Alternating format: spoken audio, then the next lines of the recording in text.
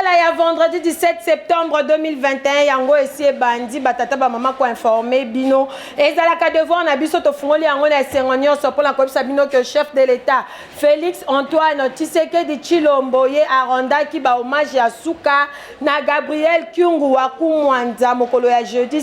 septembre kuna na ville ya Lubumbashi. Héritier Mapindemi pona ba détail. Président de la République, chef de l'État, Félix Antoine Tshisekedi Tshilombo a rendu que jeudi 16 septembre 2021 à Lubumbashi, hommage et paye à Antoine Gabriel Kyungu wa Kumwanza, oyo akufaki le 21 août 2021 à Luanda, en Angola, paye wapi azalaki évacué un jour plus tôt pour nous recevoir les soins médicaux. Arrivé jeudi dans la capitale, il y a cuivre, chef de l'État Félix Antoine Tshisekedi Tshilombo a se rendu qui na grande place il y a 30 juin à Lubumbashi et paye wapi depuis mortel il y a illustre disparu et zalaki bongo exposé pour nous causer honneur pe ba hommage ya suka. Boyalata Kibongo noir, visage ravagé à chef de l'État Félix Antoine Tshisekedi Tshilombo et la kisaki douleur naïe à Saint-Pinaki Liboso ya Nzoto ya Gabriel Kyungu wa Kumwanza a consola qui peut encourager qui veuve longo na bana nyonso ya Gabriel Kyungu wa Kumwanza bien avant ba personnalité politique provinciale nationale pe bango nyonso baleka qui entre autres premier ministre Jean-Michel Sama Lukonde Kenge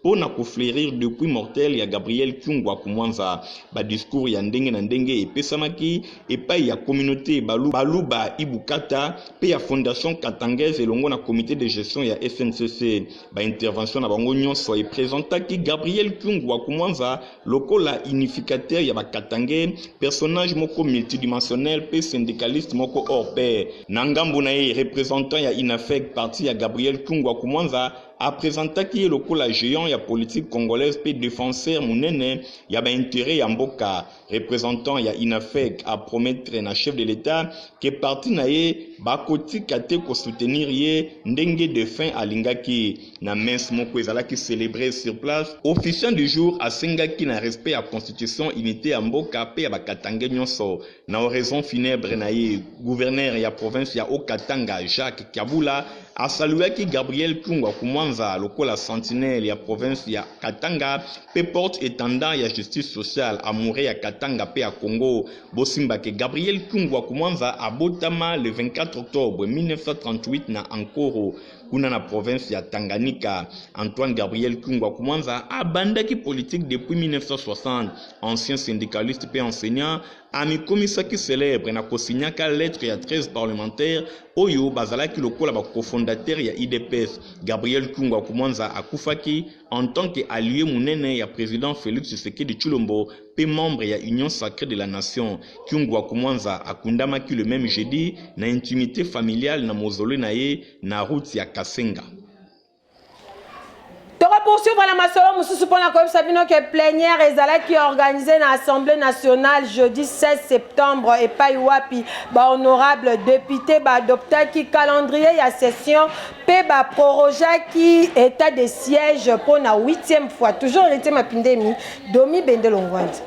Ba députés nationaux ba adoptaki au cours de la séance plénière il y a jeudi 16 septembre projet à calendrier à session parlementaire il y a mois de septembre calendrier oyo ezana total 64 matières katinango 22 ya sika p 28 arriérés 9 ezali non législatif p 5 textes ya ba loi sous examen na Sénat na seconde lecture calendrier oyo etikali ya kofungwama na présentation en matière oyo indikaki programmation na plénière pour na débat bureau ya chambre basse ya parlement ba député va voter qui lisusu pour la 8e fois prorogation et état de siège boye 281 mobimba bazalaki wana 280 députés ba adoptaki projet ya loi oyo ezali ko autorisé pour la 8e fois prorogation et état de siège sur une partie du territoire national. Kaka député Mokonde a voté qui contre. N'exposé naïe, Madame Mutomboke Serose, ministre de l'État, ministre de la Justice, pe garde de Sceaux, a sollicité qui pour la 8e fois prorogation ba mesure oyo pour na ko pousser ba FARDC, ba na ko sala mosala na ndenge ya malamu et commis désormais na 4e mois na suka période initiale où il y a 30 jours proclamation et état de siège, parlement a autorisé qui prorogation pour la période successive il y a 15 jours conformément à l'article 144 alinéa 5 de la constitution ndenge ezala kibongo modifié bosimbake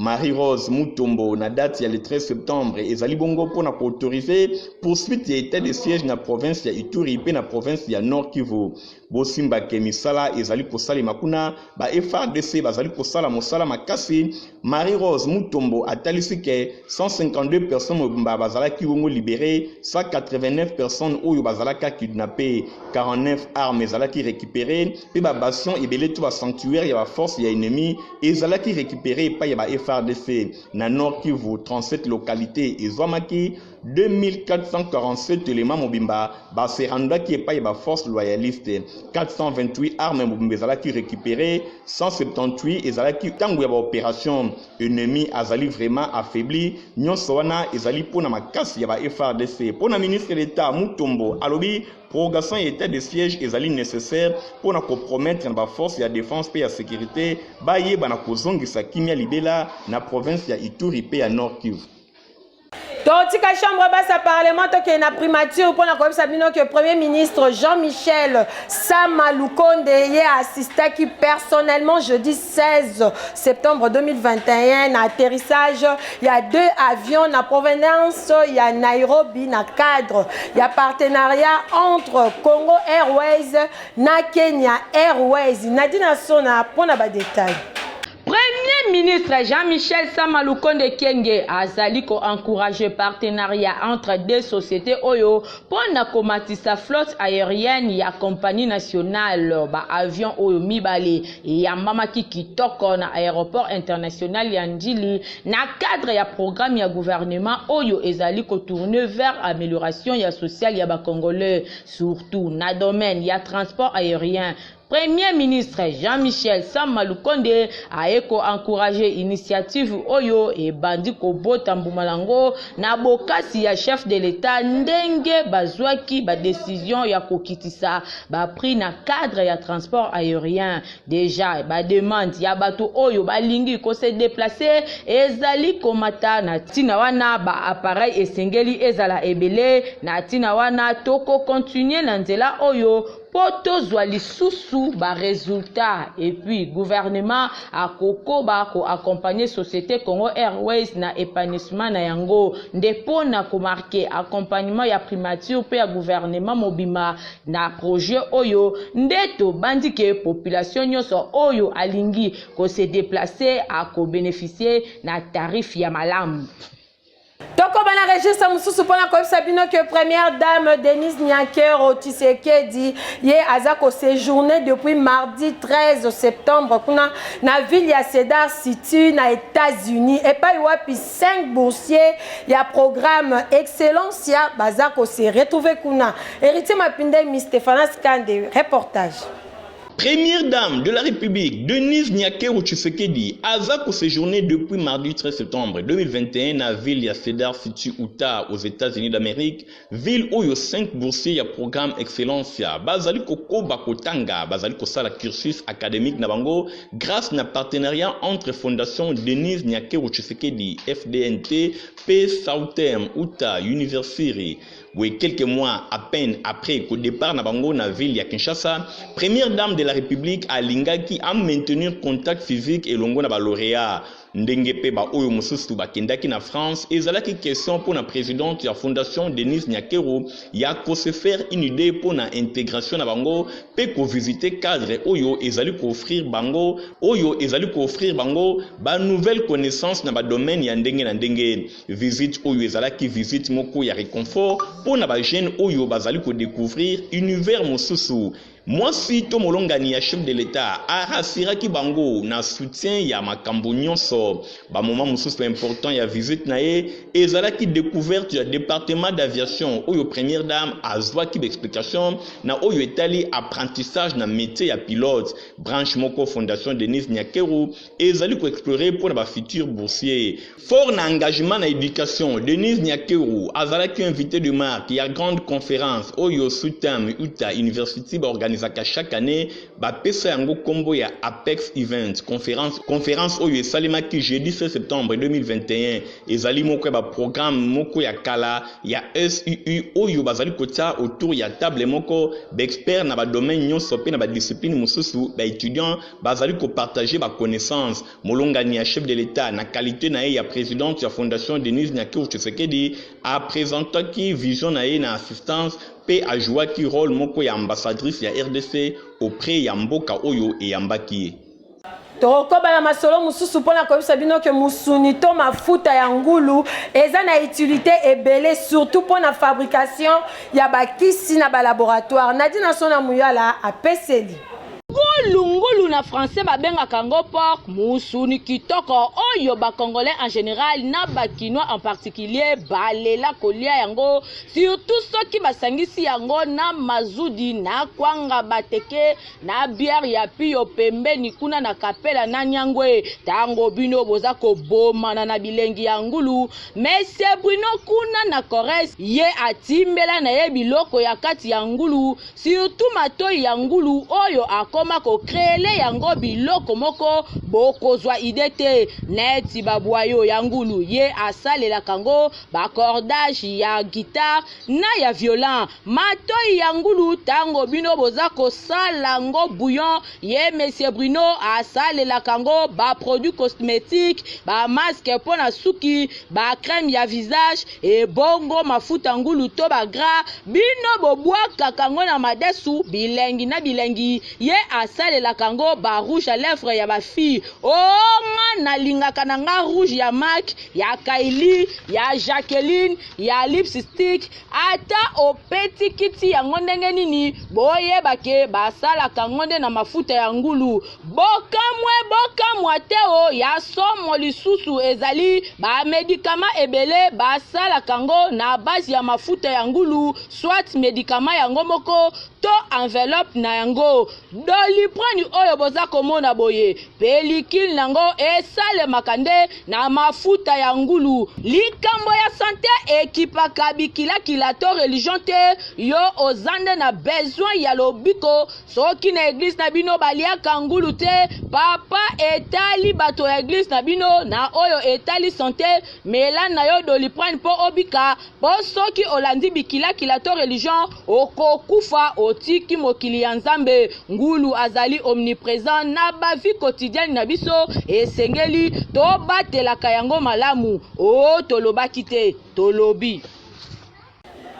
Phénomène érosion na ville ya Kinshasa eza toujours konyoko la population surtout tango ya bambula en tout cas ezo banda to ebite soki ekozala ndenge nini na ville ya Kinshasa bolanda réflexion ya Héritier Mapindeni.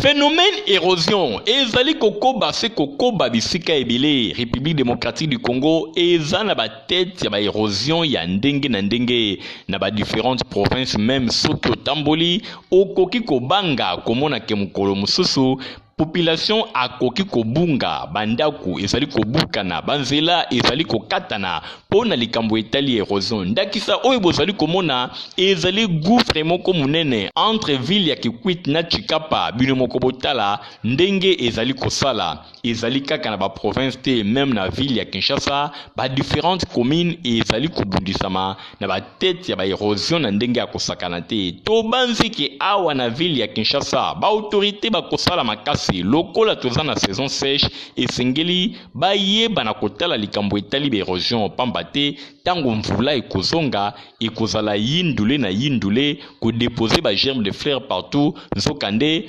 politique ya ko combattre ba érosion esengeli esalemaka na période o ya saison sèche. ONG Congo de l'espoir ya mwana mboka Mao Twene bango bazo pesa ba bourse pour na mboka ya Chypre et puis baza ko organiser ba cours de langue na informatique. Héritier Mapindeni Michael Bruce Toto Stéphane Skandi.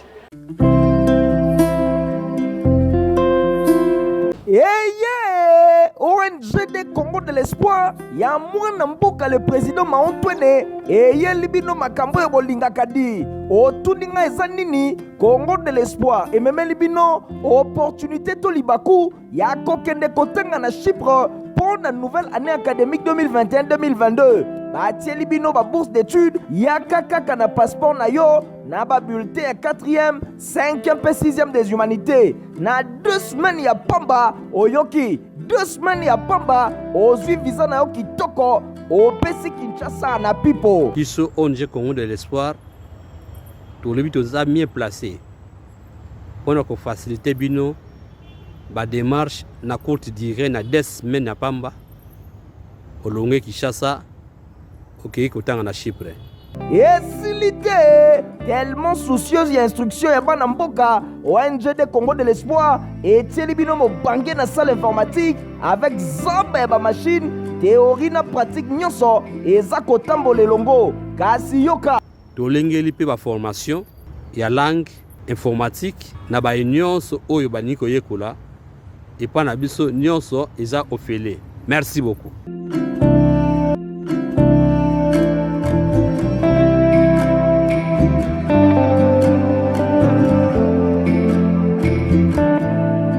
Okanisi esili tin Congo de l'Espoir ya président Maotwene etieli bino bacours ya alphabétisation gratuite yaka koyekola français anglais pe lingala okofuta eloko te otuni ngai adresse mpona barenseignement ya kokende kotanga na Chypre pe bacours ya informatique yaka na route Matadi numéro 3 bis référence Arrêt Libulu Camp Badiading. Kasi mpona bacours de langue to pe alphabétisation yaka na route bypass Arrêt Munongo na avenue Kimwingu numéro 43 p 45 na kati école excellence. Ah, Congo de l'Espoir, président Maotwene balobi toujours derrière vision et gratuité enseignement prôné na président de la République Fachi Béton Boye.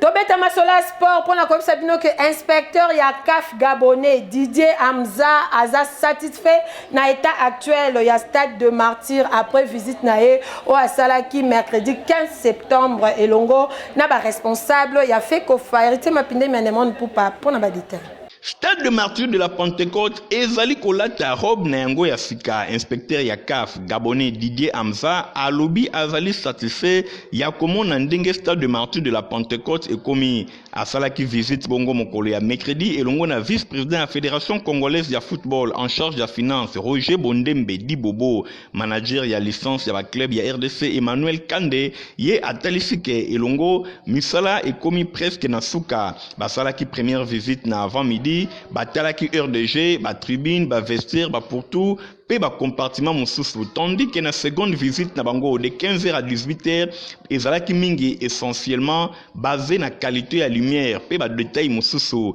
nde na suka ya deux inspections. Inspecteur Didier Hamza asololaki na président AI ya Fédération congolaise de football Donatien Chumanga et paiwapi atalisaki satisfaction na ye comme na stade de Martyr ndenge komi envoyé spécial ya CAF akoyambama na sima et pa ya ministre ya sport Serge Konde avant azonga vendredi pour na kopesa rapport na Confédération africaine de football boye bangonde bakoye banako décider visite oyo esalemaki suite na réunion d'évaluation il y a 2 premières journées ya éliminatoire ya Coupe du monde Qatar 2022 entre ministre ya sport Serge Konde na Fekofa oyo basouetaki komona ba Léopard ya RDC ba beta match na bango ezali koya na stade de Martyr de la Pentecôte contre équipe ya Madagascar oyo ezali prévu dans 1 mois na stade de Martyr. Natina wana ministre ya salaki appelle l'inspecteur ya CAF pour na kota la misala ndenge komi ba travaux et réflexion oyo ezalaki lancé il y a de cela 2 mois et komi presque na suka.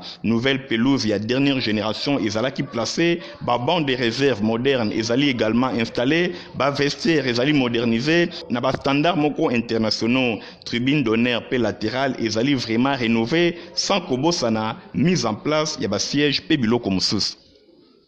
De poursuivre un sport pour la Coop Sabino que démarrage de la 27e édition de la Ligue nationale de football et Salemaki mercredi 15 septembre qu'on a na centre Koura Rampova na présence héritier Mapinde Mina Anemon Poupa. 27e édition de la Ligue nationale de football et démarraki mercredi 15 septembre 2021. Mingi penza na centre technique Urara Pova ya Fekoufa na commune ya Ntsele et Payuapi. Deuxième vice-président ya Lina Foot Eugène Kabongo a pesaki coup d'envoi pour la première rencontre Racing Club de Kinshasa RCK na Mukuse ayambaki cercle sportif Don Bosco ya Lubumbashi. Après 90 minutes, score final ezalaki ya 1-0 en faveur il y a cercle sportif Don Bosco. Oyo a décroché 3 points après première sortie. Pour le jeudi 16 septembre, toujours dans le centre Kourapova, jeunesse sportif groupe Bazano, ya Lubumbashi, alonga qui a ses rangères na 1-0. Victoire Oyo et permettre au groupe Bazano à se positionner malamu à partir de la première journée. Surtout que na championnat eleki azalaki parmi les relégables. Lokola momesano bolanda info ya ba journaux na nzela ya héritier Mapindemi. Mbote na bino tofongoli info ya ba journaux ya pokwa lelo na journal L'Observateur auteur akomi PV ya plébiscite ezalaki transmis epai ya Augustin Kabuya 2023 Bahati Lukwebo azali kotalisa soutien na ye ya AFDCA na candidature ya Félix Tshisekedi. Bosimbaki numéro 1 ya chambre haute ya parlement Modeste Bahati Lukwebo akutanaki bongo na secrétaire général ya Union pour la démocratie et le progrès social Augustin Kabuya ezalaki na bureau na ye na Sénat epai wapi a remettre ye PV oyo ba decidaki na plateforme AFDCA pour na soutenir candidature ya président Félix Tshisekedi na l'élection ekosalema na 2023. Totikali kaka na même journal La Prospérité a Betty Masolo ya Bobsek ya Gabriel Kyungu wa Kumwanza alobeli ba derniers hommages au président Félix Tshisekedi a randaki epai ya président ya assemblée provinciale ya province ya Okatanga Gabriel Kyungu wa Kumwanza oyo azalaki enterré na ferme privée na ye mokolo ya jeudi 16 septembre kuna na ville ya Lubumbashi. Toke na ngambo mosusu journal La Bonne Gouvernance alobi bongo pas de faux pas civisme fiscal après ayed ya fachi esengeli ba congolais nyonso bayiba na kofuta mpaku na bango wana ndenge journal La Bonne Gouvernance a Betty Masolo hebdomadaire information générale pe ya analyse économique atalisi ndenge ni chef de l'état Félix Antoine Tshisekedi Tshilombo azali kosenga na ba congolais nyonso bayiba na kofuta impôt pona kotonga mboka na biso ezala ndenge ezalaki lisusu te. Tozongi na journal La Prospérité a Betty Masolo ya stade de Martyr ndenge ekomi rénové. Didier Hamza oyo azali bongo inspecteur ya CAF asalaki visite d'inspection na stade de Martyr et pa wapi a déclaré azali bongo satisfait na ndenge stade de Martyr elati elamba ya sika. Na information oyo nde tosokisi info ya ba journaux ya poko ya lelo botika la malamu. Toza pe susu na communiqué nécrologique otiko komela biso bolanda lecture na yango.